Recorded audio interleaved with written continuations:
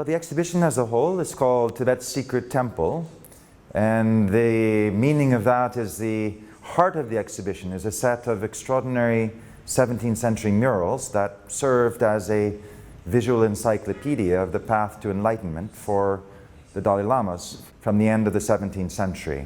A kind of introduction to an extraordinary world of how the human body serves as a vehicle for self-transcendence. These extraordinary set of murals preserve the knowledge of meditation and esoteric forms of yoga, and they were kept secret for centuries. Also during the time of the 6th Dalai Lama, they were also considered secret because they were not always in conformity with the prevailing monastic forms of Buddhism. So what we've done in this exhibition is try to bring out, through facsimiles and reproductions of the murals, a kind of introduction to an extraordinary world of how the human body serves as a vehicle for self-transcendence, which is often, as we know, even in the Western tradition, sort of quite opposite from what we think of sometimes as the spiritual path. Religion is often seen as somehow contrary to the worldly life and spirit and flesh, all these kinds of divisions. But in the Tantric Buddhist tradition of Tibet, it was really the body that became the vehicle for experiencing the full expanse of the human spirit. When we think of Vajrayana, or Tantric Buddhism in Tibet, they always describe it as having outer, inner, and secret levels of understanding. It's also there implicit within the architecture of the Lukhang temple itself. So the murals are representing, you could say, the secret level, the secret understanding of the most esoteric Tibetan Buddhist teachings. But in order to be able to encounter them, in order to be able to experience them, you really have to go through the outer and inner levels first. So essentially the exhibition is using that model by introducing us first, as we are in this room, to the architectural and geographical context of the Lukhang, being on a lake, behind a palace in Tibet, surrounded by mountains. But without really having that understanding, we can't really relate to what these murals are trying to show us. And the same way, the rooms, as we progress through, as it were, a kind of initiatic journey into the reproductions of the murals, are leading us into inner levels of understanding. For example, we have so many misconceptions in the West about what Tantra is. So we have the largest room in the exhibition devoted to Tantric Buddhist art as a way of really bringing a greater understanding to what really the visionary development that was reflected in the efflorescence of Tantric Buddhist art, Vajrayana as we call it, the diamond method, a more direct way to enlightenment that was not about asceticism and renouncing the world, but about integrating all experience onto the spiritual path. Because of the esoteric nature of the murals and of the temple itself, which we see in a sense before us here as this great mandala, even to experience the murals in their original context, you had to go across the waters in a small yak skin coracle to get across to a little island in a lake behind the Dalai Lama's Potala Palace in Lhasa. And then you would go up to ascending levels of floors within the temple. And only at the topmost floor that you could reach through a trap door onto an enclosing balcony, you would enter into a room, one half of which were surrounded by murals, and the other half was a practice space where the Dalai Lama both could meditate and practice these esoteric yogas. And in that sense, what we see before us on the top floor is that recreation in this model of that kind of space. And so this was an architecture, if you will, not just representing a practical space of seclusion and sanctuary for the Dalai Lamas, but it was also very much a symbolic architectural space, representing the ascending levels from matter to spirit to light, which was literally what the murals are showing. It was also a centering device. So what we see here in this mandala form is a kind of microcosm of the universe itself.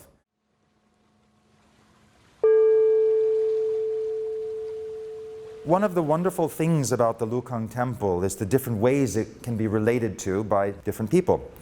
And it's something we also tried to reflect in the exhibition itself.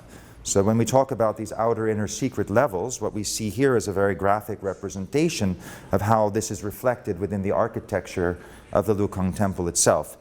So on the ground floor is where you'll still see many, many pilgrims coming today to make offerings to these serpent spirits, because particularly as farmers in Tibet, it's very important that they have a very harmonious relationship with the cycles of nature.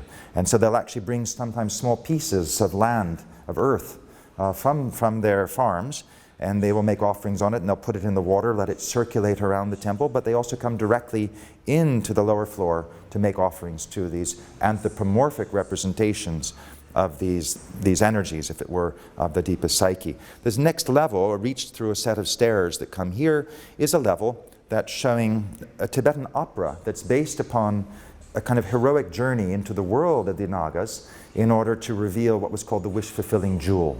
So here we have, first this very kind of primary animistic level. The second level is a kind of mythopoetic drama about the journey, as it were, into the unconscious mind to bring up the treasure of knowledge in the form of a wish-fulfilling jewel. And then only when we go up to the stairs on the back side, come onto the surrounding balcony, and we enter into what was the private meditation chamber for the sixth Dalai Lama around 1700, do we come into this set of murals, which is introducing a whole nother level of experience. And these were basically techniques, forms of meditation and yoga in order to enter into the autonomous nervous system, the things that actually are happening by themselves, but to bring conscious awareness into the depth of the psyche, and through that to bring about a transformed experience of nature and reality itself. And at the heart of that room was a 1,000-arm image of the Bodhisattva of universal compassion, because it's at the heart of this tradition is that if you start practicing these tantric yogas without the motivation and orientation of compassion and undertaking it for the benefit of all beings, then it can lead to certain forms of psychic inflation, psychological disorientation, and not helpful. It's also interesting when we look at the architectural design, when we see this kind of protuberance on the top floor and this set of windows on this side. This is facing south.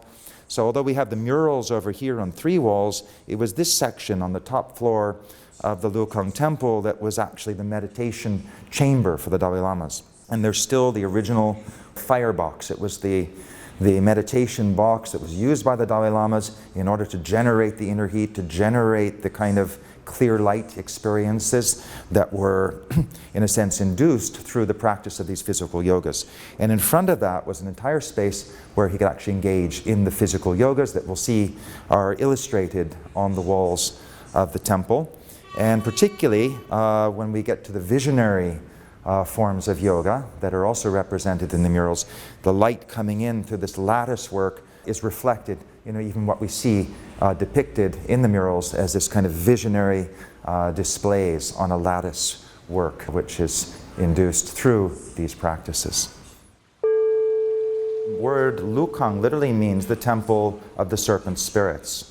It traces itself to a visionary experience that the 5th Dalai Lama had during his meditations, during the construction of the Potala Palace. It's said that one of these Lumo, or literally this sort of female Nāga or serpent spirit, came to him during his meditations and complained that their natural habitat beneath the mountain where the Potala Palace was being built was being disturbed by the digging into the earth, the moving of rocks, the cutting down of trees. So the 5th Dalai Lama vowed that when the Potala Palace was finished, that he would build a small temple dedicated to these pre-Buddhist elemental spirits of nature. So this is really what the Lukhang temple in its original conception was about.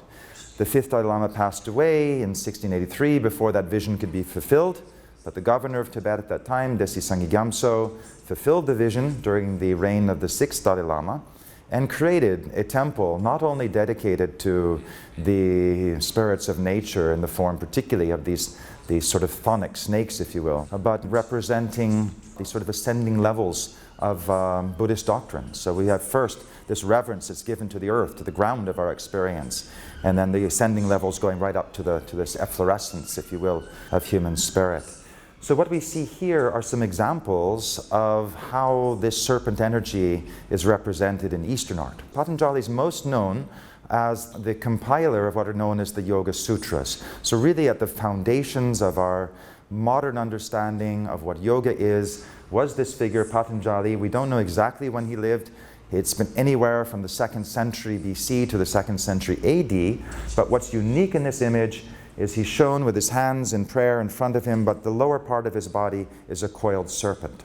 So what that coiled serpent is representing is not that he was some kind of a shape-shifting human figure, sometimes snake and sometimes human, but in fact it's representing something at the heart of Tantric Yoga, which is called Kundalini, which has often been translated as the serpent power, the serpent energy.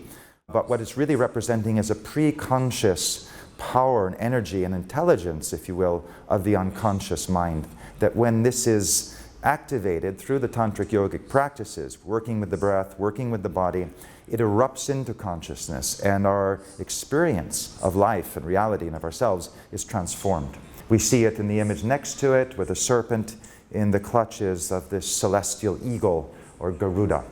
So always in the Eastern tradition, not only in Tibet but throughout Indonesia, this relationship, you could say, of the subconscious, unconscious forces of nature represented by the snake and the celestial conscious spirit associated with the soaring celestial eagle with horns representing the bringing together, you could say, of what's above and what's below into an expanded experience of human being.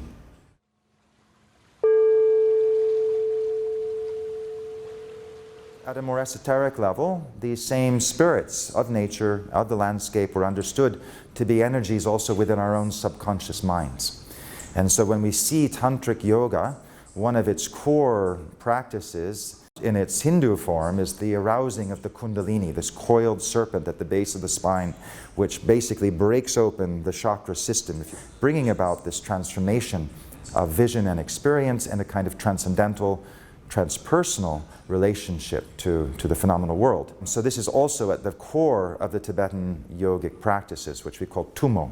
Tummo was or this fierce heat that it's called. It's about using the body in particular ways, working with the breath to arouse this energy within, which is a direct translation from the Sanskrit Chandali, this kind of inner fire which is directly connected to the serpent power of Kundalini. So this is the way we sort of can look at it from the one hand, as exoterically, as a sanctuary for these kind of atavistic energies of earth and psyche, but on a more esoteric level, it's about how we actually engage the autonomous nervous system to bring about a transformation of the conscious mind and awareness. The whole vision of art in the Buddhist tradition was never just for art's sake. Art was a vehicle. It's one reason why the art was always anonymous, which in a way is really the whole idea behind it, which is that we, in a sense, lose ourselves in the aesthetic experience, and through that discover a dimension of being which is beyond the usual range of our concerns and preoccupations in the everyday world. So art, in that way, literally becomes a door. So what we see in this extraordinarily beautiful object of the Nāga king, the Nagaraj, it's called in Sanskrit, is a beautiful example of the merging in Tibetan culture of aesthetics, of art and symbolism and spirituality.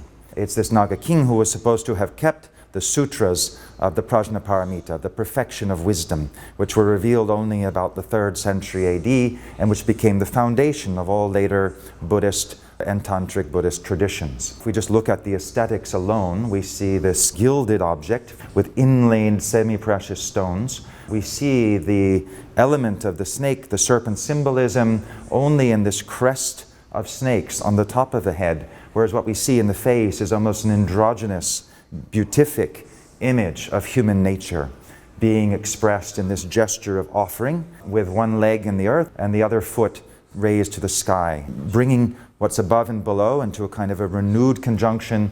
So in other words, it's as we go into the depths of our human experience, this is where the jewel of knowledge emerges from.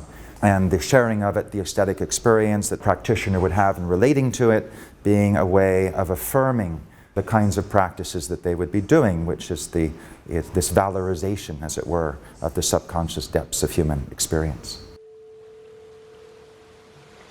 The 6th Dalai Lama led an extraordinarily unusual life. He was very, very different from any of his predecessors or any of the later Dalai Lamas. So he was enthroned at the age of 13 and made the temporal and spiritual leader of all of Tibet in the middle of his sort of pubescent adolescent age.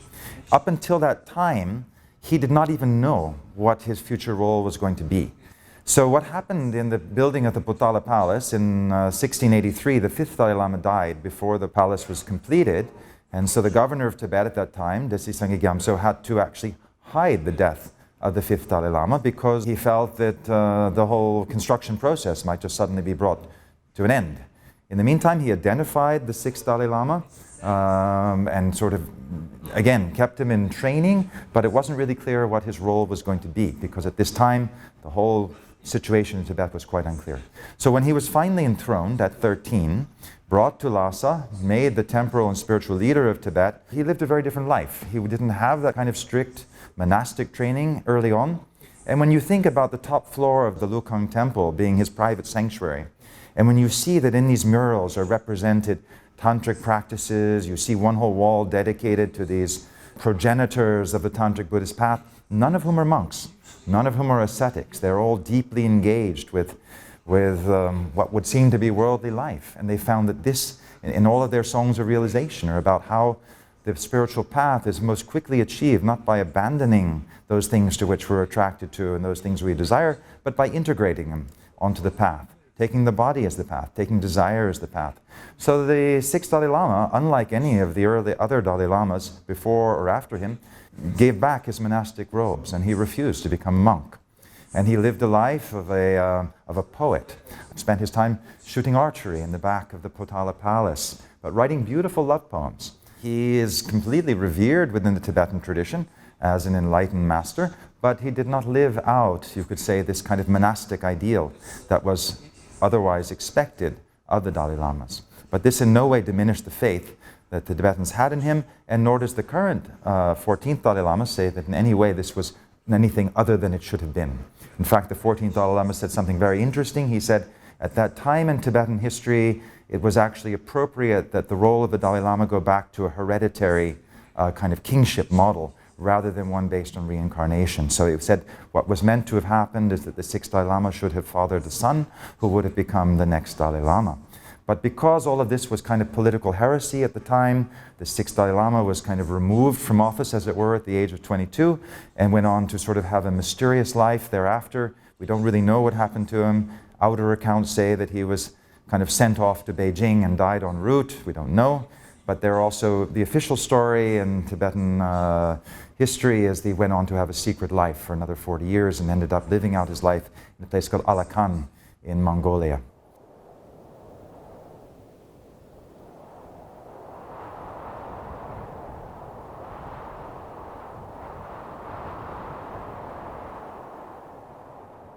This is a contemporary painting by probably the most renowned contemporary artists in Lhasa today.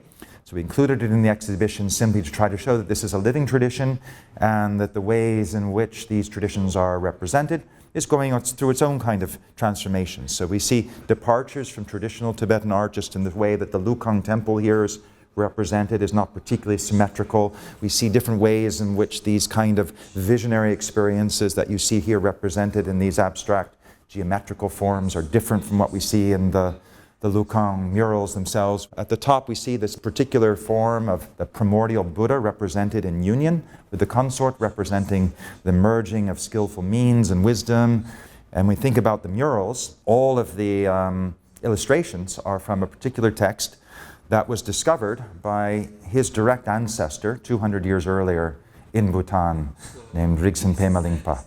And so why do we see these murals, for example, in the topmost floor of the Lukhang? And the direct reason for that is although they were illustrating and depicting the most highest levels of Tibetan Buddhist yoga and meditation, they were also the direct revelation of his direct ancestor 200 years before him, who had come from Bhutan and revealed a treasure text, as it was called, that was then later transmitted to the master of the fifth Dalai Lama and to the sixth Dalai Lama, and sort of kept this as a kind of hidden, almost secret tradition of the Dalai Lamas. Quite different from what we see in Buddhist monasteries based on a life of celibacy and renunciation.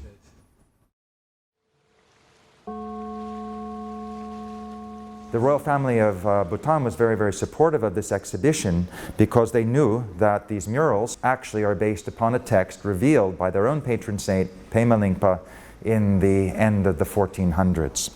And in this particular image, created by the royal sculptor of Bhutan, we see the living tradition of Himalayan Buddhist art. Not as it was done in Tibet so much in terms of bronze casting, but this is actually unfired clay, painted with mineral pigments and gold. And what we see here also is an extraordinarily humanistically rendered face based upon one statue from Pema Lingpa's own lifetime, which was called Nyadama, means it looks like me. So when Pema Lingpa apparently saw this image of himself, he said, this looks like me, and therefore it is me. And it became this consecrated statue that is continued to be revered by pilgrims in Bhutan as a way of directly engaging with the teachings and transmission of Pema Lingpa. One of the earliest introductions, you can say, when we start hearing about these secret yogas of Tibet was actually the great explorer Alexander David Neal. And it was her extraordinary narrative accounts of her journeys to Tibet at a time when Tibet was entirely closed to the outside world. She had to go disguised, sometimes as a male monk, sometimes as a nun, sometimes as having taken on a vow of silence when her Tibetan wasn't completely perfected so that she wouldn't give herself away. So it was her incredible accounts where she talks about ways in which she saw practitioners. So her books like Magic and Mystery in Tibet, The Secret Yogas of Tibet, all of these things were things that ignited the Western imagination in the 1920s and led to an extraordinary interest in these Eastern traditions that seemed to be so different from anything that we had in the West.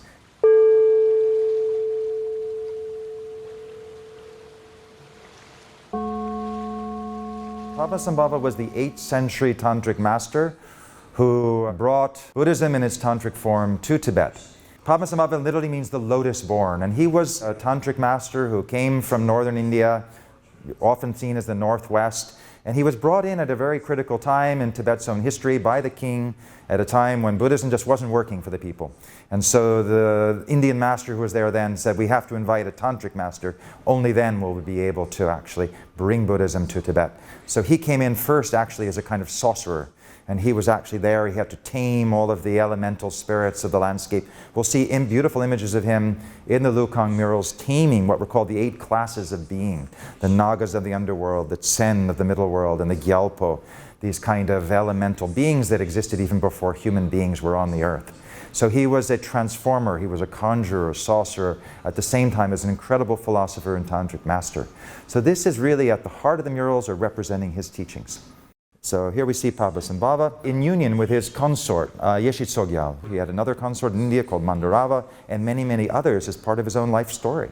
So it was about, in a certain sense, serial relationships that were all in themselves illuminating, all of which enlarged and brought to enlightenment to both parties and illumination. So this is a very different modeling, you could say, of relationships, and yet we can still relate to it in everyday life, in our own lives and relationships. So yes, so it's about a joyousness, the whole way he's holding his hand, the way he's holding the mongoose, and what she's holding in her hands. Again, it's just sort of these symbolic hand gestures representing unity, connectivity. It's about bringing and joining everything together, bringing everything onto the path. This is one of the most interesting objects, I think, in the exhibition. It's actually the oldest. It's from the 11th century. And it's a tantric diagram from Western Tibet. It goes back to the early transmission of the tantric tradition to Tibet. So we actually see a very layered set of symbols in this modeling of a kind of intermediate anatomy and physiology in the body, which became essentially a map for meditation and for yogic practice. So what do I mean by these layers? What we see is actually a female figure. We know that because of this boar's head coming out from the top of the head. And this is actually what identifies this as Vajravarahi, the tantric goddess, Dorje Pamo as she was called in Tibetan, who is the transformed image of the self that the tantric practitioner would envision himself or herself to be. Surrounded by fire often, using the creative imagination to overcome our self-identity. So that represents the Buddhist element within this. However, there are pre-Buddhist elements, for example. We see it in the pelvic cradle, a bow, and we see this triangle, as it were, being shot up right through the central column of the body. So this is a very powerful image in the Bön tradition. It's not described in Tibetan. And what's happening, what is it that this energy that's being concentrated below is being shot up through the navel? And what we see here, again, are our snakes, the serpent energy. We see a red and a white serpent, and in the center a golden uncoiling serpent. So it's literally as if the bow, this Bön bow, shooting up the Kundalini energy up right through the core of the body, the eruption, as it were, of the somatic intelligence of the unconscious, rising up to the heart. Here we have two inverted triangles, right up to the core, and then we have this rather wonderful kind of depiction, as it were, of the brain.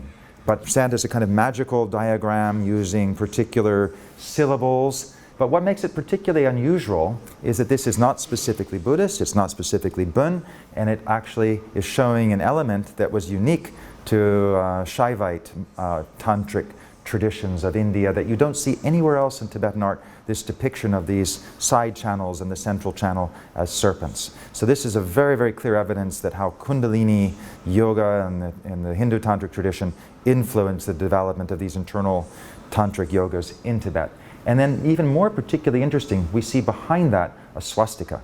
We can see its elements here just kind of sticking out, but we also see it in the left hand. This was a very, very central image both in Bön as well as in the Jain traditions that also actually trace their origins to far western Tibet, to Mount Kailash, where all these traditions actually came together. The Jain, the Hindu, the Buddhist, and the Bön. So actually what we're seeing here is a kind of map, as it were, a diagram for meditation, drawing together all of these traditions into a composite image of how we actually transform our whole sense of who and what we are, using this kind of symbolic anatomy up through the very axis of the body to bring about an altered perception, an altered state of being.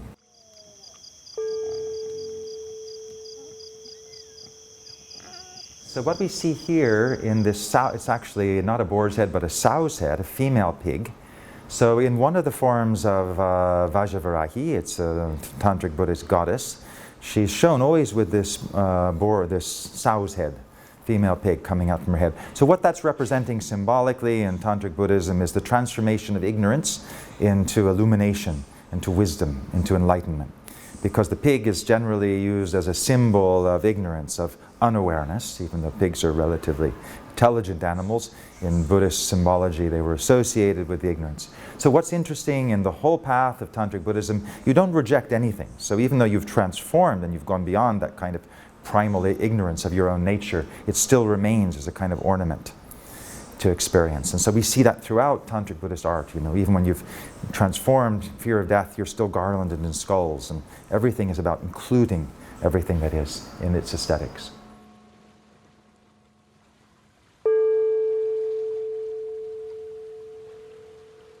So at this same time that the Lukhang murals were created at the very end of the 17th century, literally in the decade before that, the same governor of Tibet had actually consolidated Tibetan medical knowledge in a form of 79 scroll paintings. And only when that work was completed did they actually begin on the murals in the Lukhang temple. So Tibetan medical tradition was very advanced. It drew upon the traditions of Indian Ayurveda, drew upon the traditional Chinese medicine, as well as indigenous medical and healing traditions in Tibet, as well as Hellenic medicine that had actually come into Tibet through the Silk Route. So it was an incredible composite knowledge, and it was consolidated in the end of the 1600s during the latter part of the reign of the 5th Dalaï Lama. And actually this Lhasa Gyamtso also built the first Tibetan medical college called Chakpori, directly on the mountain opposite from the Potala Palace. So it was a real period of consolidation of knowledge and a way of trying to really articulate knowledge. And so what was really interesting in terms of the Tantric yogic practices is that they were all based upon actual physiological, empirical processes within the body.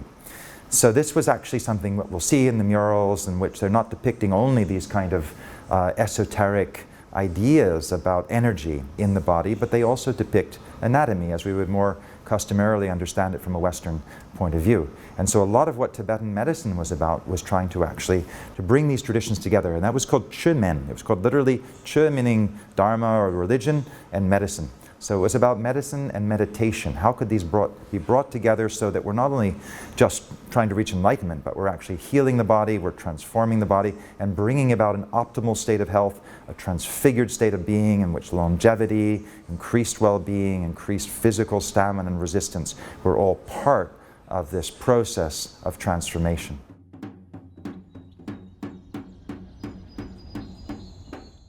What's wonderful about the Tibetan medical system is it's extraordinarily eclectic because it actually drew consciously from so many different traditions.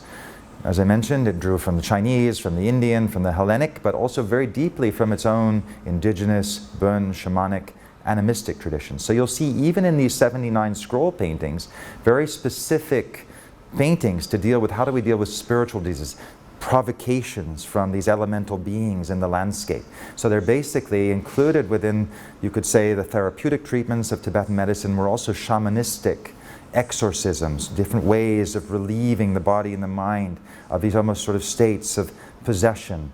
And particularly this goes right back to the very heart of the Lukhang temple, because there were certain kind of untreatable, medically untreatable diseases that were believed to be caused by the Lu, by these Nāgas. So if you did something, if you cut down the wrong tree, moved the wrong rock, dug in the wrong place, if you didn't appease these Nāgas, these sort of serpentine energies of the underworld, they would cause lots of different kinds of skin disease in particular, infertility problems. And so Tibetan medicine said these are things that we can't treat through drugs. We can't treat it through any kind of palliative. The skin disease will never go away no matter what kind of cream or ointment you might put on. So it had to be done through exorcism, a way of reconciling the spirit and the body back with the elements of the landscape. And that was really the provenance of the Bön tradition.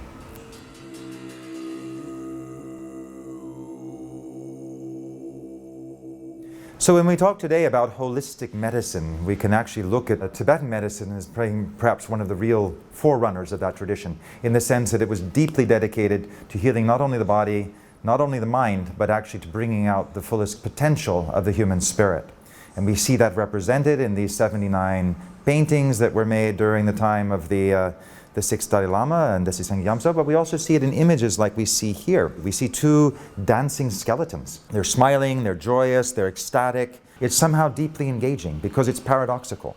We're bringing together different elements into a single image that would seem to be different. Normally when we see a skull and skeletons, we think of something morbid and something depressing, but here we see something very uplifting. This is all about self-transformation, and to do that we have to overcome all of the things that we normally associate ourselves with, and that means the physical body, that means the flesh and blood, it means the thoughts and emotions that normally define for ourselves who and what we are.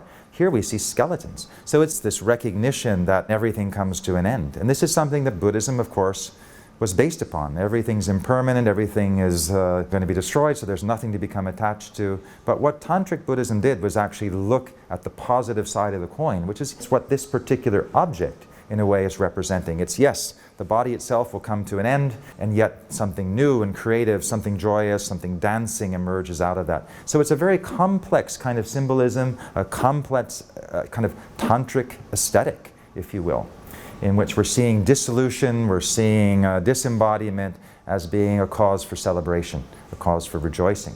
And we see that beautifully modeled in this image where the two skeletons are actually, they're kind of entwined, they're dancing together like a couple. As you see on the left hand, he's holding a treasure vase in his uppermost hand. So this is a treasure vase, meaning it's the richness of the spirit. We see in the other hand, you know, these kind of magic wands and scepters. So this is the kind of mythopoetic, aesthetic, magic realism at the heart of the Tantric Buddhist tradition. Could have been on a small personal shrine, could have been in a monastery temple, but it also was more likely to have been in a household shrine. And it's not a typical image. Where we see this kind of image more likely is actually in the tantric dance ceremonies called cham that were performed in monasteries. It was a way of bringing in the general populace into an engagement with Tantric Buddhist philosophy and narrative. And so you would see figures like this dancing as skeletons. We'll see that in one of the other rooms when we have actual film representations of Cham. But this is actually kind of a frozen moment, if you will, in the Cham dance, which is the dance of life and death. It's a dance of impermanence, but also of perpetual creativity. And that's really what Tantric medicine, Tibetan medicine, is really all about. It's about recognizing that as a natural process in our body and then extending that as a kind of embodied spirituality, a kind of corporeal spirituality. And we see that, of course, in these tantric diagrams. We see that in the whole aspect of what Tantra represents, but we see it in a way very graphically represented here, whereas it's not just about focusing on what's joyous and beautiful. We have to also recognize that, you know, at the bottom of it all, we're just flesh and blood, and beyond that, we're just bones, and it's all going to come to a kind of brilliant dissolution.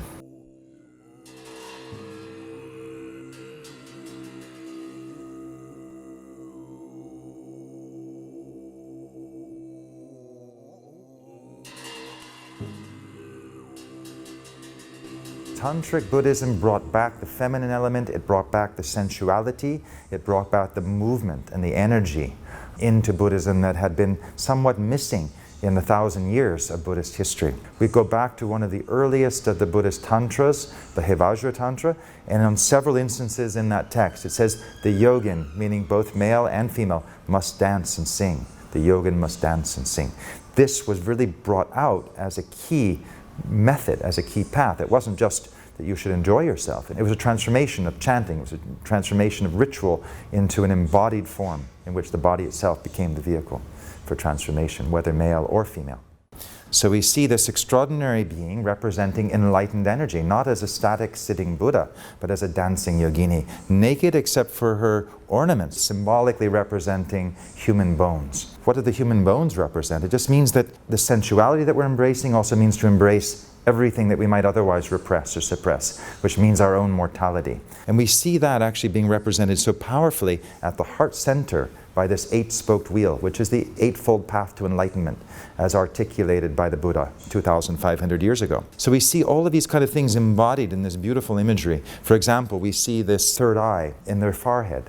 This is also one of these energy centers that's located throughout the axis of the body. It's representing the enlightened wisdom eye that opens through these kind of tantric yogas. So we're no longer confined to this kind of dualistic three-dimensional vision that our eyes are normally constrained to, but actually this kind of opening up into kind of a more universal awareness. We would have seen here, there's a whole flaming kind of top knot at the top of her head. Again, we've seen that with other images in Tantric Buddhist art, the whole idea of ascendancy being represented sometimes in clothing, sometimes in the way the hands or the feet are located. In this case, it's like the flame of life coming up from the top of her body through the central channel. We'll see a wonderful example of that in the Lukhang murals themselves, with the flame coming out of the top of the head, representing this opening of vision, the opening of being, literally right here. And we see here what would have been probably a sun and a moon, a crescent moon with the sun on top of it, representing again the union of duality, the union of the male and female polarities, representing both sources of illumination, but brought together in a kind of totality at this top chakra in the body. So what's beautiful in this object is to see the Vajra. So when we talk about Tantric Buddhism or Vajrayana, the Vajra is this symbol of the diamond way or the indestructible way, the way of deathlessness. There are many different ways in which Vajra is translated, but ultimately it's about the supreme, direct vehicle to enlightenment, not by renouncing the things of this world, but by transforming our experience of them. So we look back at how movement, how dance, how all the kind of things that were really not part of Buddhist monasticism now become emblematic of a path to enlightenment, which is completely enlarged, expanded, and extended from what it was in monasteries.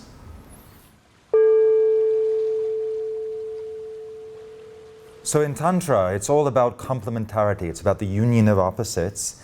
And so in the exhibition, we try to represent this very clearly, not just within individual objects, but the relationship between objects. So when we entered this room on Tantra, we were immediately engaged by this dancing female yogini. So what we see in this object here is sort of the male counterpart to that energetic, which was the Mahasiddha Virupa.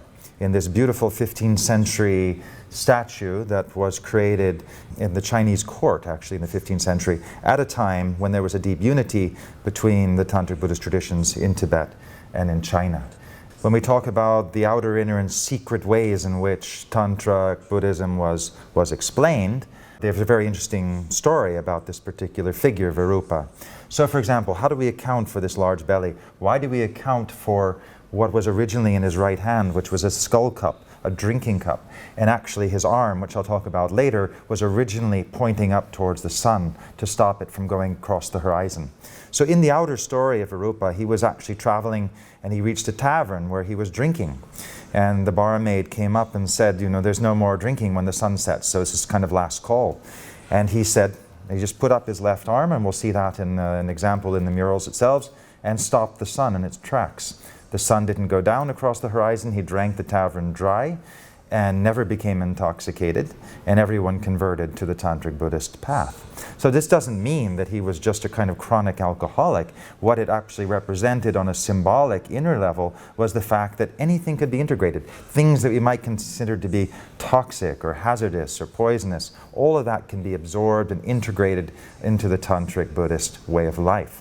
So that's sort of the inner meaning of this story, and the outer meaning, the innermost meaning is that he was pointing to the sun, which meant that he was stopping the flow of energy through his body and pointing to a source of perpetual illumination, which was the sun itself. So it's again how these objects, the aesthetics, represent incredible narratives that are in a way examples in our lives, whether you were a 15th century practitioner or you're a contemporary one. They somehow resonate with us. So the extraordinary aspects of the aesthetics on this particular object are really interesting to look at.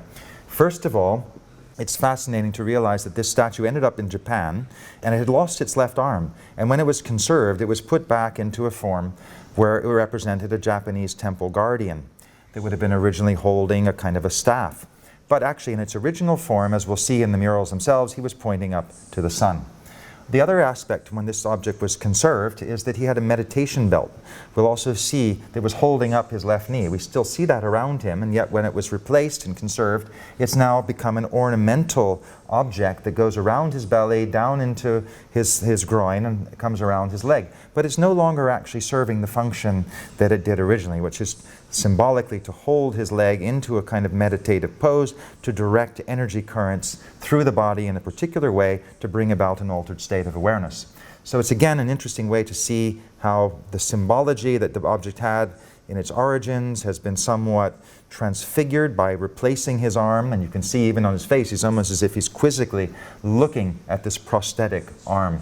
And yet the figure remains this powerful ideal of being able to absorb everything. And here we see incredible details with the multiple layers of garlands around the body. This was the ornamentation of experience. This was the way that was a complete distinction from the monastic forms where you had to not only shave your hair on your head, you had to shave your eyebrows. It was a complete, you could say, trying to disembody, trying to disengage from the senses and sensory experiences, whereas what an object like Virupa here is showing us at the Tantric masters, it's about engaging them, but engaging them in different ways. So we can drink, but we're never intoxicated, and we can stop the sun in its tracks, whether we understand that to be something, an internal process, or in fact the universe itself. The complete realization through the meditative practices of Tantric yoga.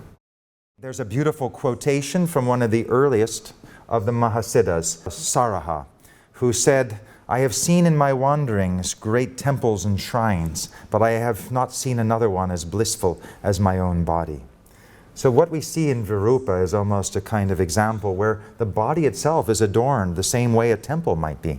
So we're seeing a transition from temple to a kind of template for an approach to life, a tantric template, if you will, for a way of being in which the body is not to be denigrated, not to be seen as some kind of impediment to spiritual life, but actually through its the richness and the elaboration, the body becomes the temple. And that's certainly at the very heart of the Tantric Buddhist tradition, is to revere the body, respect the body, bring it to its highest state of capacity and purity, and through that to recognize our true potential as human beings. And we see that so powerfully, as we'll see in the next room, with the whole idea of taking human bones and turning them into ornaments, turning them into aprons, making them objects of beauty, those which would in other contexts be objects of horror. So this is really the tantric way. It's about rapture, it's about terror, but ultimately about self-transcendence. It's about not excluding anything from our range of experience, but bringing it all into a renewed and expansive state of being that's fearless, that's compassionate, that's luminous, open, and engaged with life in its deepest possible way.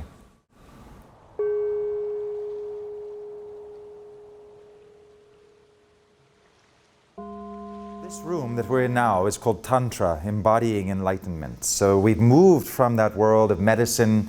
We've actually seen how Tibetan medicine encompasses this whole idea of not just healing, but of actually transforming the fundamental human nature, if you will.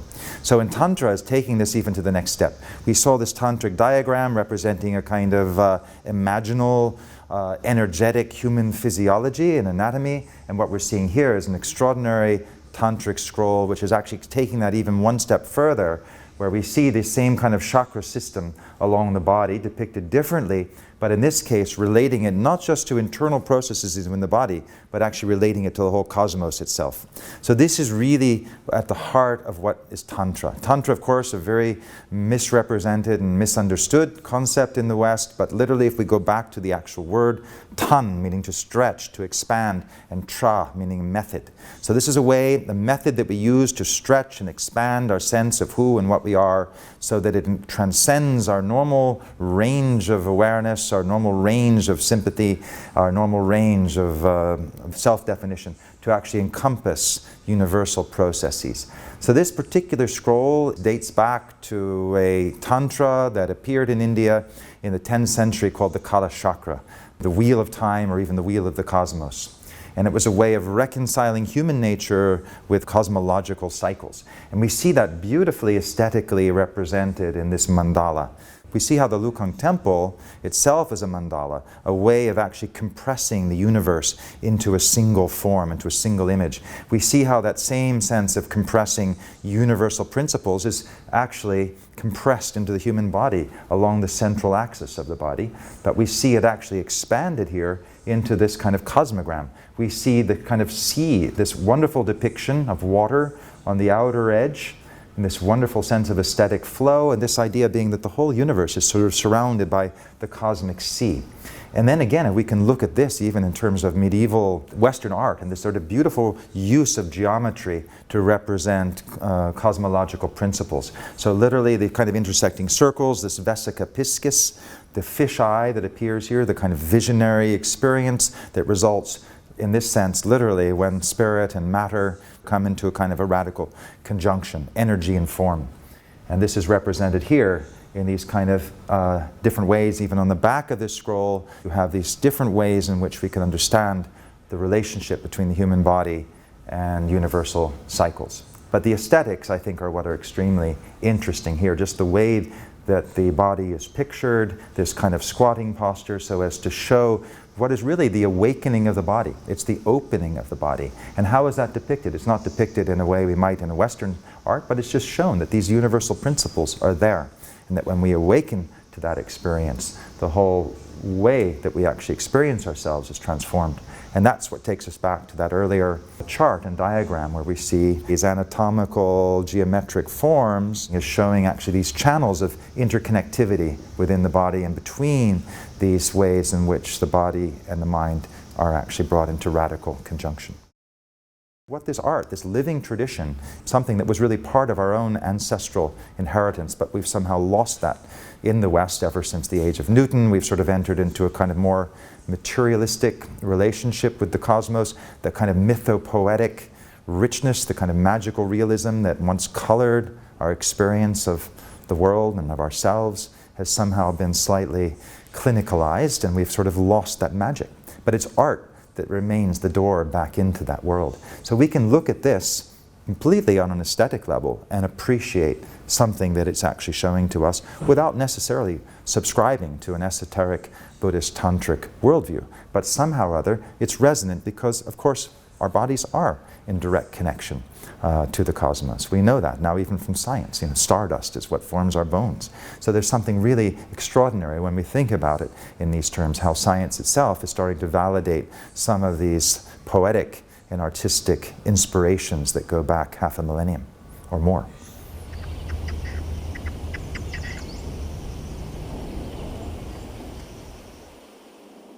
Chakrasamvara, the wheel of bliss, is a central figure for all of Tantric Buddhist art.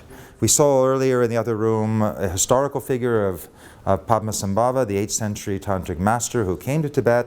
We saw him in union with the Tibetan princess, Yeshit Sogyal. We see the embodiment of a path to realization that does not renounce worldly pleasure, worldly passion, but actually brings it into the path. And we see here almost a divinization of that human act of procreation turned into a creative act of engendering the Buddha within ourselves. So in this literal sense here we see an act of sexuality that's not a worldly passion, it's literally a way of bringing out and bringing to birth our own Buddha nature. So we give birth to ourselves in this Tantric kind of ideology that's actually represented symbolically in this image. So Buddha nature was identified in the later Mahayana form of Buddhism as our own intrinsic actual being, beyond our personal sense of identity, beyond the self, which Buddhism recognized to be a process and not anything that was ever in any way self-existent.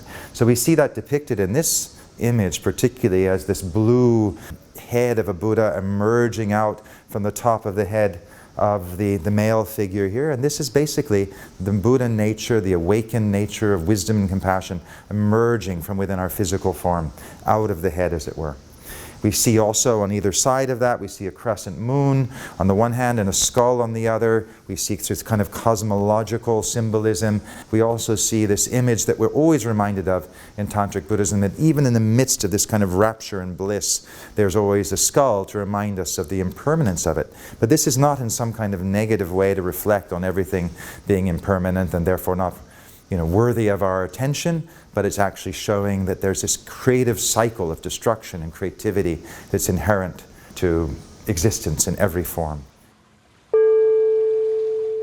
We look at early Buddhism and we see that the Buddha recognizes this desire, this thirst for existence, that's the thing that keeps us in this wheel of existence from which we never escape. Because as long as we desire something, we are in a state of dissatisfaction, of unfulfillment, because we never actually can attain everything that we desire. So what in Tantric Buddhism it's done is it takes desire as the path, which would seem to be a contradiction. But in fact, what it's doing is taking bliss as the path, what was called ananda. Because bliss is inherently non-dualistic, it's not based on subject and object. When we're in a state of bliss, there's nothing we want. We're already in a state of absolute fulfillment. So the idea was that if we can work with that quality within us, which is our own awakened nature, which is inherently blissful, when we look inward and we find that we actually don't need anything externally in order to engender that state of luminosity, of clarity and bliss that's actually inherent within our own intrinsic Buddha nature. This is an image that tries to bring us to that recognition. So although we're seeing it as a figure in sexual union, it's actually about a state of psychic integration within our own being, bringing together these polarized forces to bring about a state of ecstatic self-transcendence and what is very critical to all of Tantric Buddhism, bliss in union with emptiness. Emptiness being the openness, the lucid expanse of reality and the bliss of that. So it's not something that's dependent on anything external, but actually intrinsic to our own deepest nature.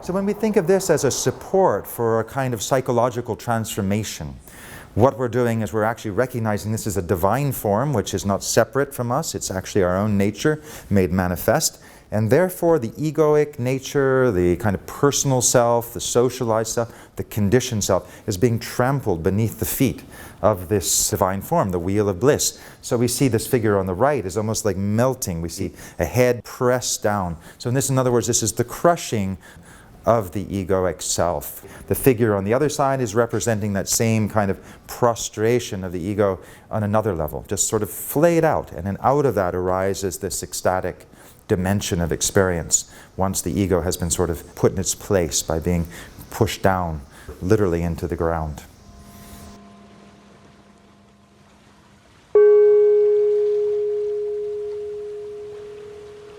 They were, in fact, interactive forms of iconography.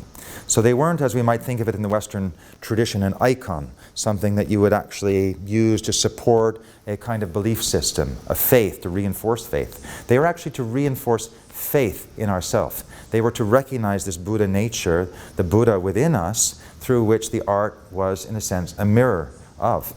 And so in that sense, it's like recognizing yourself. It's as if you were looking into a mirror, but seeing beyond the flesh and the bloods and the bone into this emergent divinity in which Tantra recognized that we all have and we all share. This wisdom and compassion, it is our deepest nature. One of the wonderful things about Tantra is never one-sided. Even if we don't have any background in Buddhist philosophy or Tantra, we can still see this wonderful coming together of something ecstatic, rapture, but something terrifying about it at the same time. We see loving figures embraced by skulls. And so there's a kind of almost a cognitive dyslexia that happens in that. But that's the power of the object. And in a certain sense, this is about Tantra. So it's no longer just about rapture, it's just as much about terror. It's about trying to awaken out of our habitual slumbering sensibilities that actually keep us in this very limited sense of what life is all about. And in that sense, it's a wonderful transition into the next stage of the exhibition, which is about encountering and embracing the shadows, embracing the darkness, so as to integrate those aspects of existence that we normally suppress, whether that's love and passion, or whether that's actually the fear and terror of death and annihilation. Carl Jung, the psychologist, once said something very beautiful, which is that enlightenment does not consist of imagining figures of light, but in making the darkness conscious. So in this very graphic and dynamic image of Shinje, the Lord of Death, Yama, we can see how, in the same way that when we saw this kind of rapturous and ecstatic figure of Chakrasamvara, that even in the midst of bliss and sexual union, there was a garland of skulls, a crown of skulls. We see the same kind of paradoxical imagery here. So here we see something that would ordinarily at first sight seem to be about death and impermanence, but with a full erection. So again, there's a symbology to that. It means just in the midst of death, there's also regeneration, there's life, there's a kind of arousal. So all of this is to arouse our minds. It's to arouse our minds to this kind of paradoxical nature of reality that goes beyond the kind of dualistic relationship that we normally have with it. So here we see Yama in full state of arousal with his bull's head surrounded by flames, riding on a prostrate bull that's crushing this egoic self. All the kind of small and diminished ways in which we imagine who and what we are. So this is basically about the encountering of the self-annihilation, but the annihilation only of this sort of lesser egoic self that allows for this expanded state of being based upon insight, based upon luminosity and compassion, in which we engage the world in a far more expansive way. And the beauty and the power of the aesthetics of an object like this, which is not a painting, but actually it's embroidered tanka, so an embroidered scroll painting. And we see the same figure, again, as most of the tantric icons are. They're unclothed, they're naked, representing the nakedness of the mind. We see the same kind of chest ornament that we saw, for example, in the yogini. Often these are described as being, around the upper part of the body and around the lower part of the torso, being made of human bones, and at the center a wheel representing the eightfold path to enlightenment as described by the historical Buddha 2,500 years ago. In this particular image, it's actually a gao, which is an amulet box, but essentially representing the same principle of the heart center. It's bringing our attention to the heart, because when you speak in Tibetan tradition, if you ask Tibetans, where is the mind? It's not here in the head, it's here in the heart.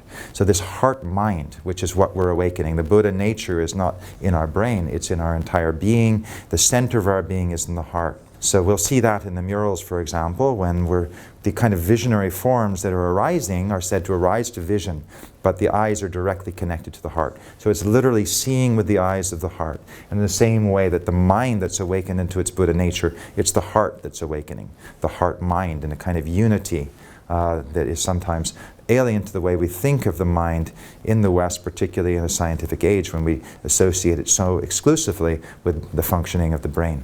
So an image like this is a way, again, of just sort of arousing our awareness. It's a way of recognizing our own mortality, but seeing that as an opportunity to embrace a more expansive sense of being that is no longer sort of enthralled to the kinds of anxieties and repressions that are part of everyday life.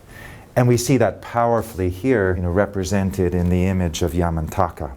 So Yamantaka is the emergence from death. It's the emergence from the fear of death. It's the discovery of what was called in Buddhism, even in its earlier forms, as deathlessness. So deathlessness is the enlightened state of being. It's the recognition that consciousness, in its ultimate form as Buddha nature, transcends birth and death. So it's this kind of icon that we see moving from Yama to Yamantaka, with this efflorescence of arms, this efflorescence of heads, representing this complete awakening to a transcendent state of being, which is no longer kind of dualistically inscribed by cycles of birth and death and rebirth. It's actually the transcendence into what the Buddha called the deathless. So we saw in the room dedicated to Tantra was a very human form of the yogini dancing, naked, dressed in the ornaments of bones, representing this kind of different approach, you could say, to the Buddhist path and to enlightenment, about this full engagement with the body, full engagements with the senses. So we see that also in this Tibetan scroll painting, even more dynamically, because no longer is it just simply a human form. It's a human form, but with the head of a lion, a snow lion in this case, and holding in its hand what we saw in one of the other figures, a flaying knife, and in the other hand a skull bowl formed from a severed skull brimming with blood, which she's drinking, and she again trampling on the egoic self. So this is this very dynamic way of engaging all of the emotions, all the movements of the mind, and representing it in this extraordinary iconography through which the practitioner of Tantra would imaginatively identify. So this whole way that we saw the kind of rapturous tantric deities as a way of emerging from our usual forms of self-conceptualization, and here it's almost a kind of shape-shifting, shamanistic transformation between animal and human, representing all of these kind of liberated energies of the psyche, which are often formed in an animal form. This is why we see the ritual dances in the Tantric Buddhist tradition as often being involving masked dancers with animal masks. So we might see a bull's mask, we might see a tiger's mask, we might see a deer, many, many different forms representing this idea that we are, again, not confined to a single state of identity, but we can actually move into different kind of imaginative identities, therefore not being constrained by any sense of a personal identifiable self, but the self being a process that's transmutable and that can actually move between even species in the case of these dances. So all the energy that's available to us as a lion becomes available through these enacted practices. They're danced. So we're no longer thinking of meditation as just simply, again, sitting quietly on a meditation seat. It's about bringing this into a full embodied experience and enacting it in the world. We see the same imagery that we see in all the tantric deities of this chest plate representing the awakened heart-mind, which is the Buddha nature at the center of our being, which is not egoic consciousness that we might associate with the head, but actually this heart-filledness. So when we think of mindfulness in a kind of contemporary forms, we're really talking in Tantra about a heartfulness, a fully emotive and passionate engagement with life, not a departure from it. Many, many other aspects of Tantric Buddhist art represented here. We see the kind of a retinue of this Singhamukha with other animal-headed forms here with the head of a jackal, here with the head of another lion-headed dakini, but they're all just representing the shape-shifting, mutable identity at the heart of the Tantric Buddhist vision. And here, of course, are different Buddhas, different teachers, representing the lineage and transmission through which these kind of practices were brought forth in Tibet and which they continued. That fire is the fire of awakening. So in the inner tantric practices in which you might visualize yourself as this deity, you would also perform some of these very, very dynamic yogic practices. So first you would bring about this transformed sense of being. You're no longer yourself, you're a deity. Then you would do some very, very complex held breath practices. You'd breathe in, you'd hold the breath in the lower abdomen, and then you'd do these, which we also have in the exhibition, examples of Tibetan yoga, where you're doing very, very extraordinary movements, very different from Indian Hatha yoga, and actually with these great drops, as they were called, in order to rouse this energy up through the central core of the body to bring about this transformed experience of who and what we are. So we saw that in that early tantric diagram with the pelvic cradle being represented as a bow, and the idea of this energy being driven up through the body. So that was done also through these tantric true core practices, literally what were called magical movements, in order to bring about that transformation. So you perform that with held breath while visualizing yourself as a deity, often in the form of what we see here, Singamukha.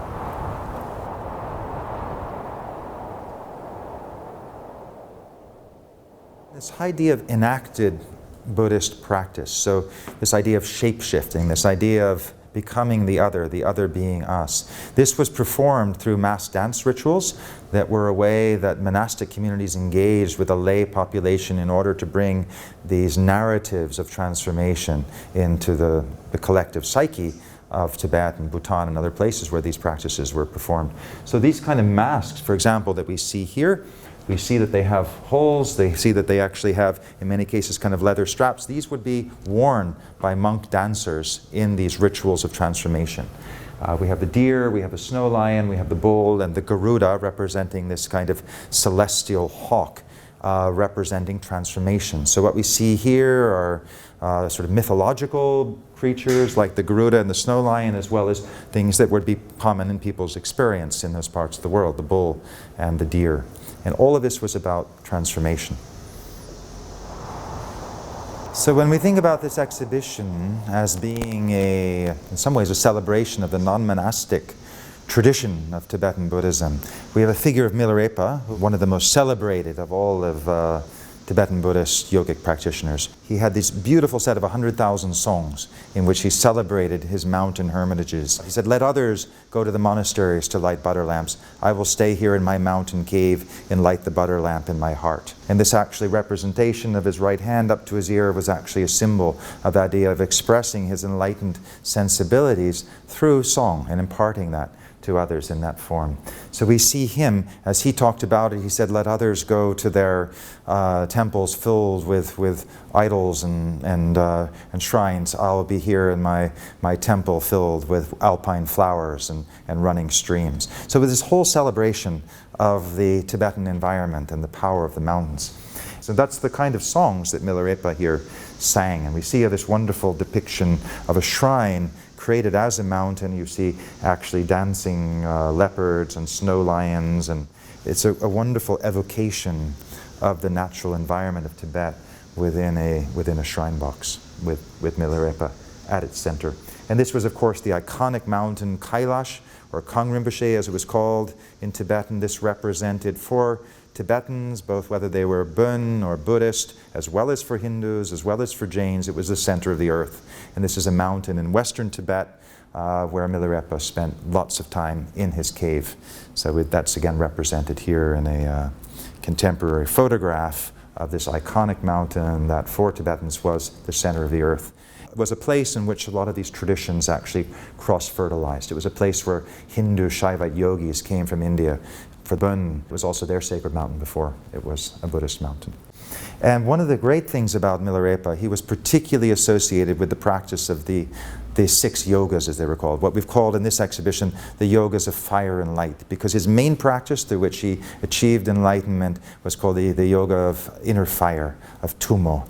And this is the quintessential tantric yoga. It's the kundalini, it's the chandali in Sanskrit. It's about arousing this internal energy that burns through all of the kind of obscuring mental concepts that prevent us from engaging the fullness of our being. So we see that even represented in the wall behind of this yogi with the long dreadlocks from eastern Tibet, pressing on what were called the wind gates in the groin in order to bring these energies up through the central core of the body. So what we're seeing with Milarepa, we're seeing with contemporary practitioners following in his tradition, was the engagement with these tantric diagrams representing a transformed experience of human embodiment. We've come from the room before, which was showing us the way these practices are engaged through sacred dance, the way they're engaged through these secret physical yogic practices, which are shown here in film form, ways in which we dynamically engage the body through very forceful techniques. And what we have in this room were the 6 yogas, where once that's done and you've opened up these channels, these currents of energy in the body, you begin to work with them internally. So that started with what were called the 6 yogas. And that started out with tumo, the yoga of inner heat. That was supported and sometimes by the sexual yogas in which that heat and that energy could be increased. That led to the fire becoming light, the clear light, the luminosity of the heart-mind. You worked with that in states of sleep. There were techniques for gaining conscious awareness during the dream state, what we would now call lucid dreaming, and being able to change the narrative scripts of the subconscious mind during the dream state and be able to use that as a basis for practice. The other 2 remaining of the 6 yogas was the transference of consciousness out of the body at the time of death, and also a way of working with the mind meditatively and yogically during a period called the bardo, after the death of the body, in which the mind, disembodied state, would go through a 49-day transit before it was born and brought back into another body.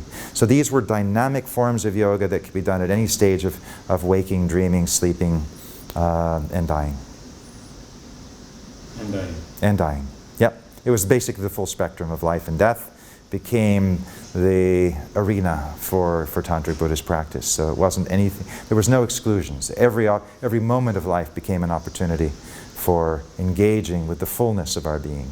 Whether we were sleeping, dreaming, waking, dying, everything became an opportunity to bring about that illumination of the subconscious mind. And to recognize that as a field of, as it was described in the tradition, luminosity, clarity, and in a way beyond thought and emotion as we normally conceive it, into a more expanded sense of wisdom, compassion, and universal empathy.